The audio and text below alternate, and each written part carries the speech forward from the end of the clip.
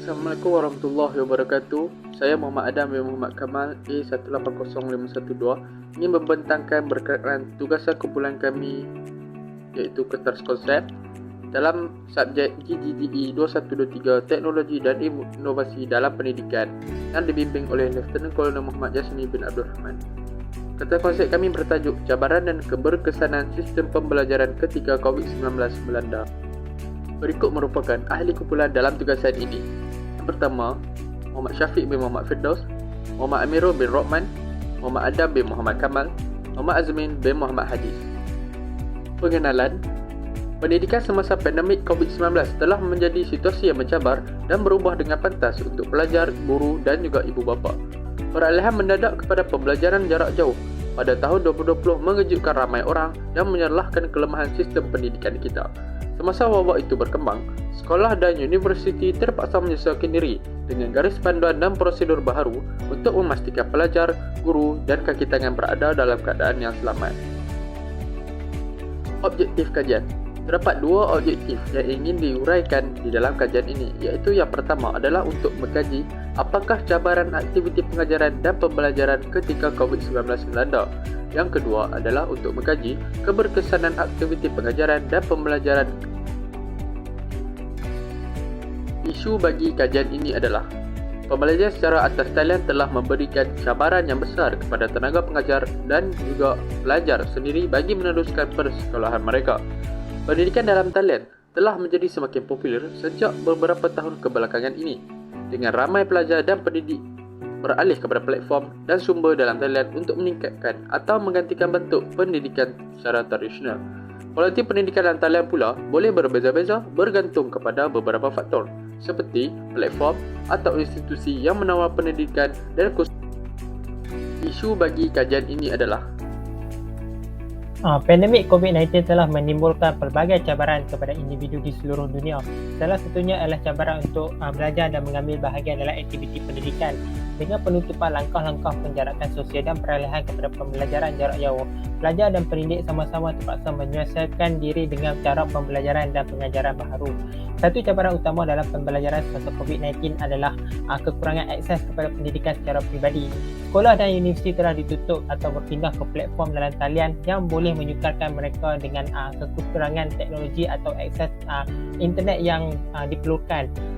Malah laporan daripada Pertubuhan Pendidikan Saintifik dan Kebudayaan Pertubuhan Bangsa-Bangsa Bersatu UNESCO menganggarkan lebih 1.6 bilion pelajar atau lebih 90% daripada populasi pelajar dunia telah terjejas akibat penutupan sekolah akibat pandemik.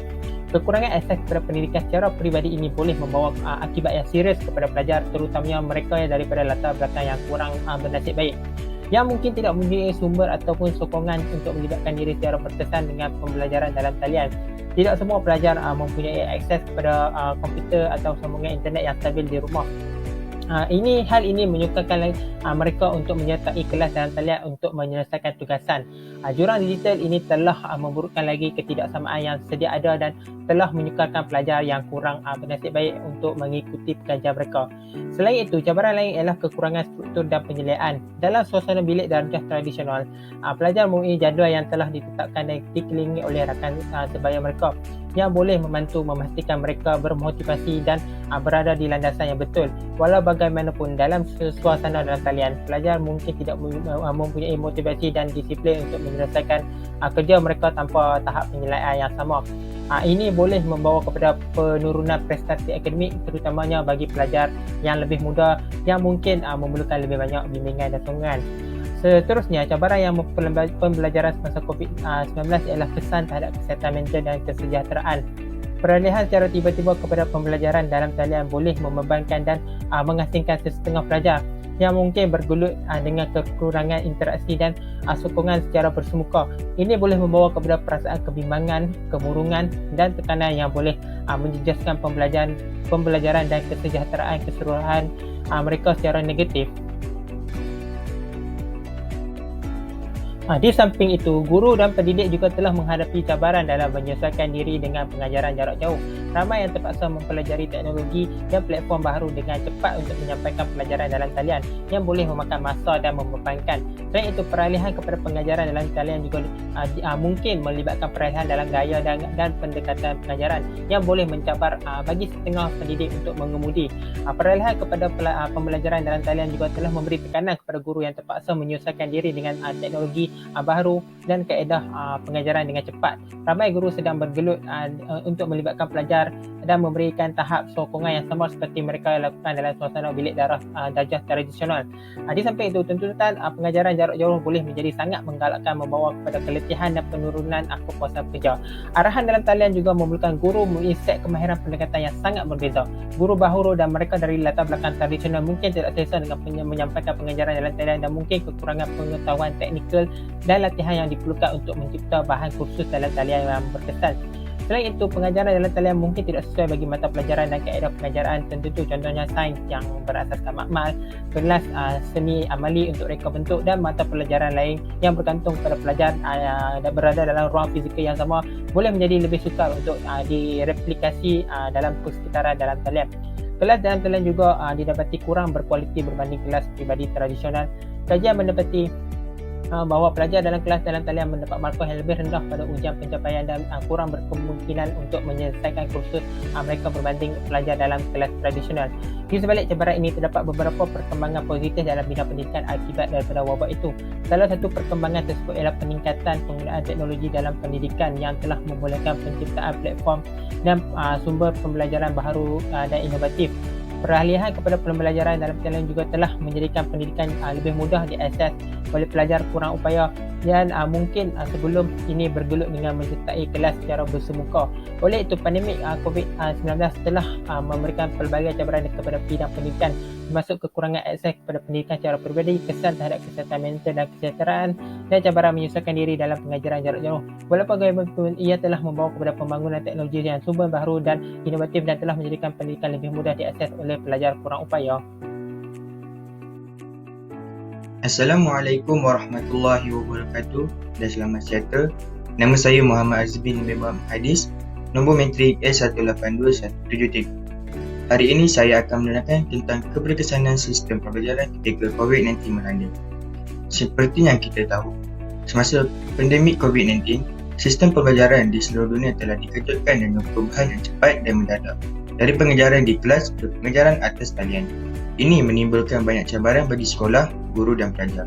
Kajian-kajian awal menunjukkan bahawa keberkesanan sistem pembelajaran atas talian selama pandemik COVID-19 boleh bervariasi bergantung kepada faktor-faktor seperti jenis sekolah, tahap pendidikan dan keupayaan pelajar untuk belajar secara independen.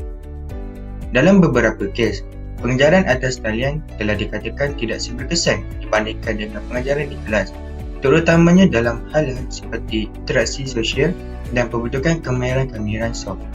Selain itu, pengajaran atas talian juga menimbulkan kesukaran bagi golongan-golongan yang terlebih terjejas, seperti pelajar tidak mempunyai akses yang cukup untuk teknologi atau yang berada dalam situasi rumah tangga yang tidak stabil.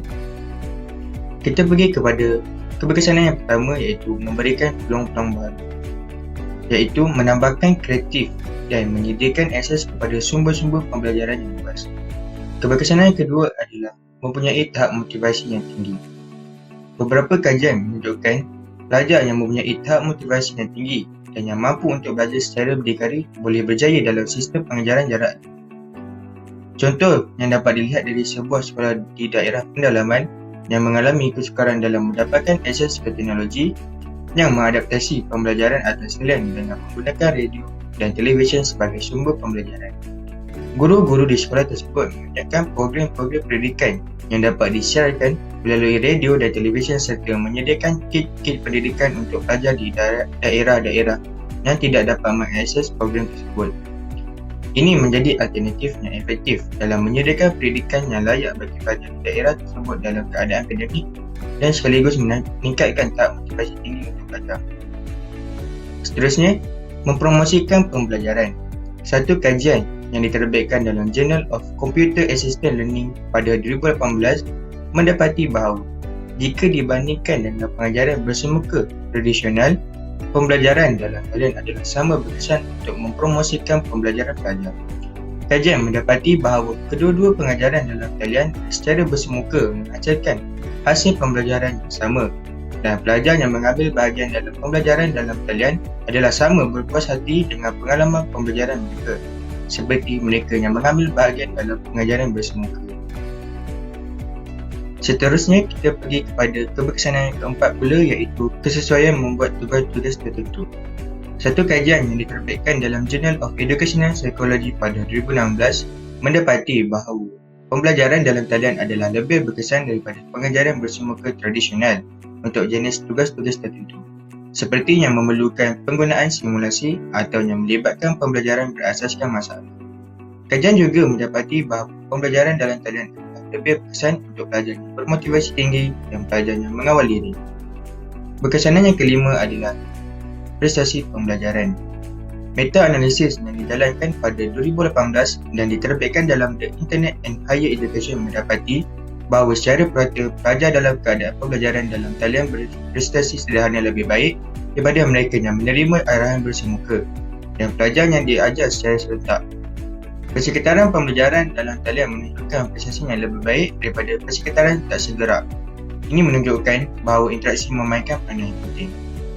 Secara keseluruhannya, perlu diingatkan bahawa pembelajaran dalam talian tidak sesuai untuk setiap jenis pelajar atau untuk setiap mata pelajaran, dan ia memerlukan tahap motivasi diri dan disiplin diri tertentu di pihak pelajar. Ia juga boleh mencabar bagi pelajar yang mengalami kesukaran belajar secara berdikari atau yang menghadapi kesukaran untuk terus terlibat dalam persekitaran pembelajaran dalam talian. Kesimpulannya, pembelajaran dalam talian boleh menjadi cara yang berkesan untuk belajar selagi syarat tertentu dipenuhi seperti motivasi dan disiplin diri pelajar, bahan kursus yang berkualiti dan reka bentuk yang betul, arahan segerak dan sokongan untuk pelajar.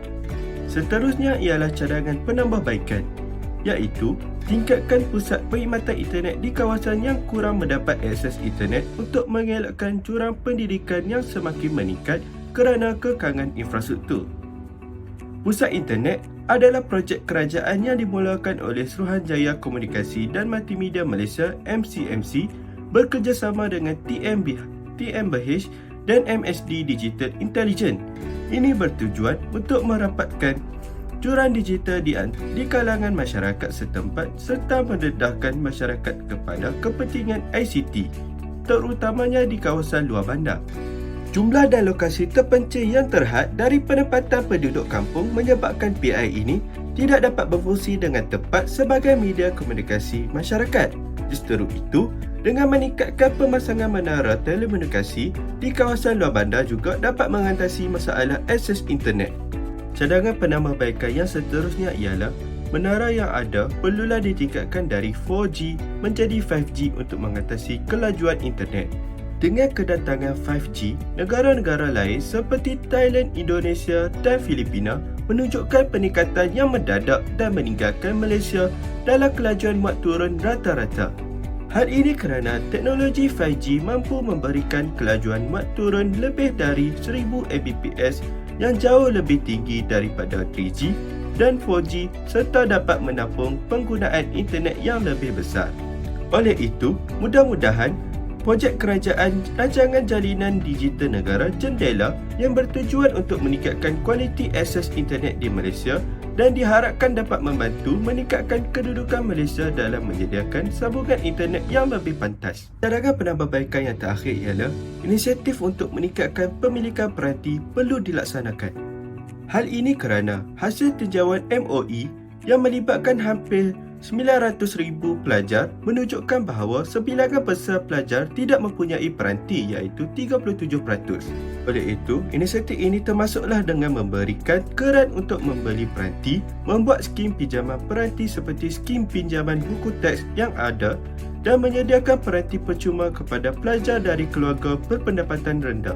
Oleh yang demikian, syarikat swasta dan badan bukan kerajaan NGO dapat bekerjasama dalam menggerakkan usaha untuk menyumbangkan komputer baru atau yang terpakai untuk diedarkan kepada para pelajar. Kesimpulannya, penularan wabak COVID-19 ini memberi impak yang besar dalam sistem pendidikan di Malaysia. penutupan institusi pendidikan dibuat atas dasar untuk menjamin bahawa negara benar-benar bebas dari ancaman COVID-19 yang diprediksi akan bertahan hingga 1 tahun atau lebih. Oleh yang demikian, penutupan institusi pendidikan di negara ini akibat wabak tersebut telah memberi kesan kepada struktur PDP yang telah beralih dari teknik langsung ke PDP yang sepenuhnya dalam talian. Hasilnya, pelajar di negara ini akan terdedah kepada pelbagai kaedah kajian yang memanfaatkan rangkaian internet dan aplikasi digital untuk mengajar dan belajar dalam talian seiring dengan revolusi 4.0. Kalau ada sumur di ladang, boleh saya menumpang mandi. Kalau ada umur yang panjang, boleh kita berjumpa lagi. Sekian, terima kasih.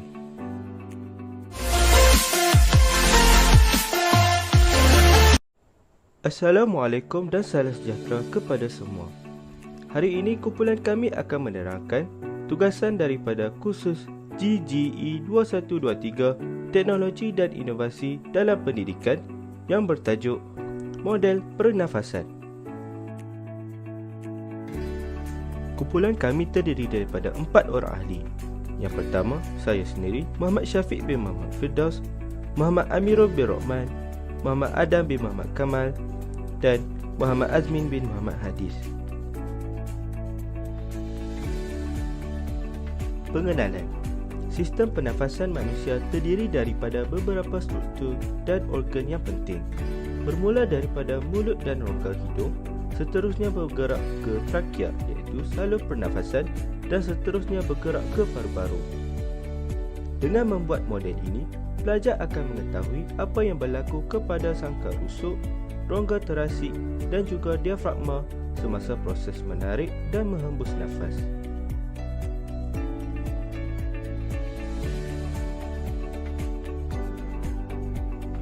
Antara kebaikan membuat model ini ialah yang pertama, mengingat label pada struktur pernafasan manusia.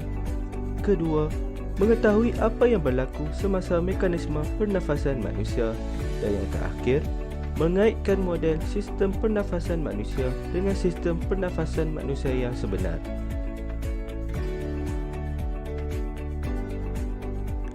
Berikut merupakan bahan-bahan yang digunakan untuk membuat model tersebut.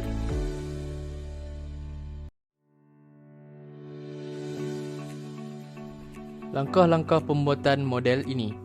Langkah yang pertama, potong bahagian bawah botol dengan menggunakan pisau. Seterusnya, langkah yang kedua, lekatkan 2 straw bersama-sama. Lekatkan balon pada straw menggunakan pita pelekat.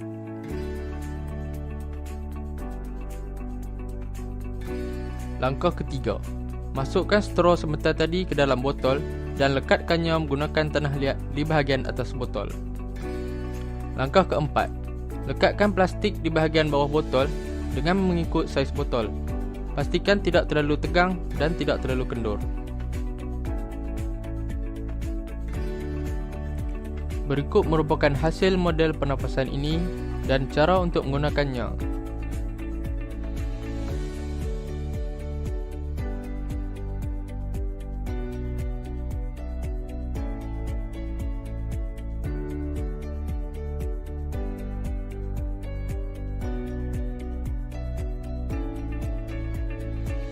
Kalau ada sumur di ladang, boleh saya menumpang mandi. Kalau ada umur yang panjang, boleh kita berjumpa lagi. Sekian, terima kasih.